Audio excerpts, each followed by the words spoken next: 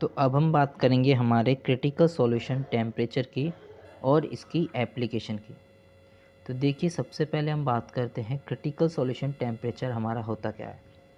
तो देखिए, ये मेरे पास है एक बीकर और इसमें है हमारे दो लिक्विड जो कि हमारे सेपरेट हो रहे हैं एक लेयर से। कौन कौन से लिक्विड है? एक तो है हमारा फिनॉल और एक है हमारा वाटर। अब ये सेपरेट क्यों हो रहे हैं? क्योंकि ये है हमारे पार्शियली मिसिबल लिक्विड, इसलिए इन दोनों के बीच में हमारी एक लेयर बन गई है और जो हमारा फिनॉल है वो हमारा सेपरेट हो रहा है वाटर से। तो क्रिटिकल सॉल्यूशन टेम्परेचर का यहाँ पर क्या वर्क है? क्रिटिकल सॉल्यूशन टेम्परेचर हमारा टेम्परेचर होता है जो कि हमारा पार्शियली मिसिबल लिक्विड को कम्प्लीटली मिक्स्ड बना देता है और फॉर्म करता है होमोजीनियस सॉल्यूशन। अभी हमारे होमोजीनियस सॉल्यूशन क्या होते हैं? ये होमोजीनियस सॉल्यूशन हमारे ऐसे सॉल्यूशन होते हैं जिनके अंदर हमारा सॉल्यूट कम्प्लीटली डिज़ोल्व हो जाता है सॉल्वेंट में। यानी कि क्रिटिकल सॉल्यूशन टेम्परेचर से जो फिनॉल और वाटर है ये हमारे मिक्स्ड हो जाएंगे और ये जो हमारी कंजुगेटेड लेयर है ये हो जाएगी हमारी गायब। और ये जो हमारे फिनॉल और वाटर है ये हमारे अच्छे से मिक्स हो जाएंगे और फिर हमको कुछ ऐसा देखने को मिलेगा, ऐसा हमको देखने को मिलेगा क्योंकि फिनॉल और वाटर मिक्स हो गए हैं। ठीक है, तो आपको ये समझ में आ गया होगा। नेक्स्ट हम बात करते हैं इसके एग्जाम्पल की, जो कि यहाँ पर भी दे रखा है हमारा फिनॉल और वाटर। अब क्या होता है इसमें, जो फिनॉल और वाटर को मिक्स करने के लिए हम क्रिटिकल सॉल्यूशन टेम्परेचर का यूज़ लेते हैं जो कि होता है हमारा 66.8 डिग्री सेल्सियस। अब बात करते हैं क्रिटिकल सॉल्यूशन टेम्परेचर की एप्लीकेशन की। तो क्रिटिकल सॉल्यूशन टेम्परेचर हमारा प्रोवाइड करता है टेम्परेचर लिमिट ऐसी रिएक्शंस के लिए जो कि हमारी टू मिसेबल लिक्विड्स में होती है। अगर हमारी रिएक्शन टू मिसेबल लिक्विड्स में हो गई तो जो हमारा क्रिटिकल सॉल्यूशन टेम्परेचर है ये प्रोवाइड करेगा टेम्परेचर लिमिट। नेक्स्ट है इसकी एप्लीकेशन कि जो हमारा क्रिटिकल सॉल्यूशन टेम्परेचर है ये हमारा यूज्ड होता है सेपरेशन में और प्यूरिफिकेशन में मिक्सचर्स की। और साथ ही साथ ये जो हमारा क्रिटिकल सॉल्यूशन टेम्परेचर है ये हमारे सॉल्युबिलिटी ऑफ सॉल्यूशन को जानने के लिए भी यूज़फुल होता है। चलिए अब चलते हैं नेक्स्ट क्वेश्चन पर। मैंने इस पॉइंट के सिवाय आपको ये पॉइंट बताए थे, सेपरेशन और प्यूरिफिकेशन ऑफ मिक्सचर एंड ये हमारे यूज़ होता है सॉल्युबिलिटी ऑफ सॉल्यूशन जानने के लिए, क्योंकि ये पॉइंट आपको थोड़ा हार्ड पड़ेगा। अब चलते हैं नेक्स्ट क्वेश्चन पर।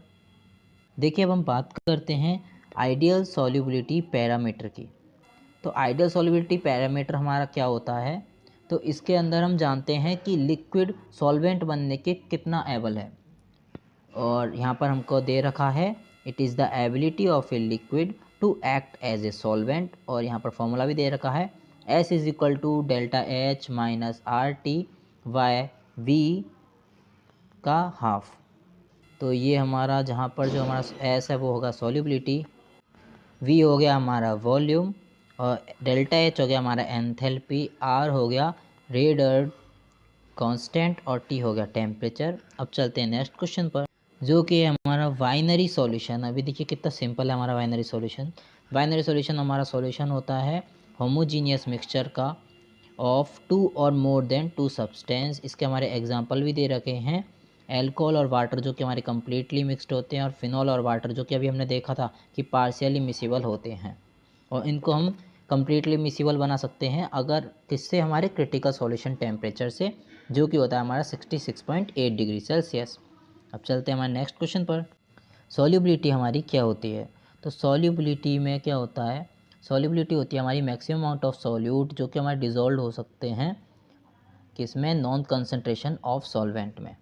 अब इसकी एक्सप्रेशन की बात करते हैं तो जो हमारी सॉल्युबिलिटी होती है वो हमारी कॉमनली एक्सप्रेस्ड होती है एज ए कंसंट्रेशन। अब बात करते हैं स्पैरिंगली सॉल्यूशन की।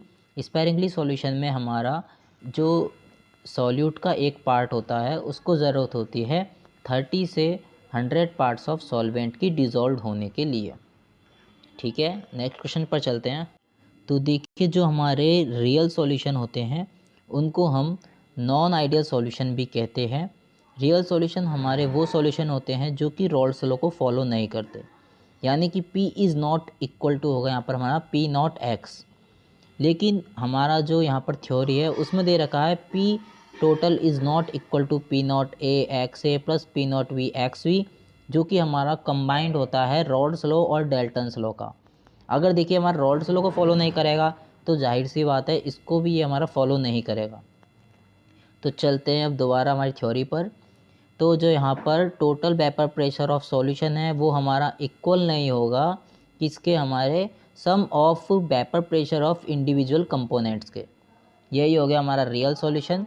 और अगर ये जो हमारा टोटल वेपर प्रेशर है ऑफ सॉल्यूशन वो इक्वल हो जाएगा किसके, हमारे sum of vapour pressure of individual components के, तो वो हो जाएगा हमारा आइडियल सॉल्यूशन, जो कि हमारा फॉलो करता है रॉल्स लॉ को।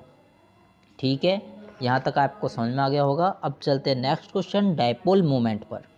तो देखिए कितना सिंपल है हमारा डायपोल मोमेंट। ये हमारा मैथमेटिकल प्रोडक्ट होता है चार्ज और डिस्टेंस का, यानी कि जो हमारा डायपोल मोमेंट है उसके अंदर हमारे जो चार्ज है वो मल्टीप्लाई होते हैं डिस्टेंस से, यानी कि चार्ज और डिस्टेंस का हमारा मल्टीप्लाई होता है डायपोल मोमेंट के अंदर। Mu is equal to q into r हो जाएगा, जहाँ पर म्यू हो जाएगा डायपोल मोमेंट, क्यू हो जाएगा हमारा चार्ज प्रोडक्ट और आर हो जाएगा हमारा डिस्टेंस।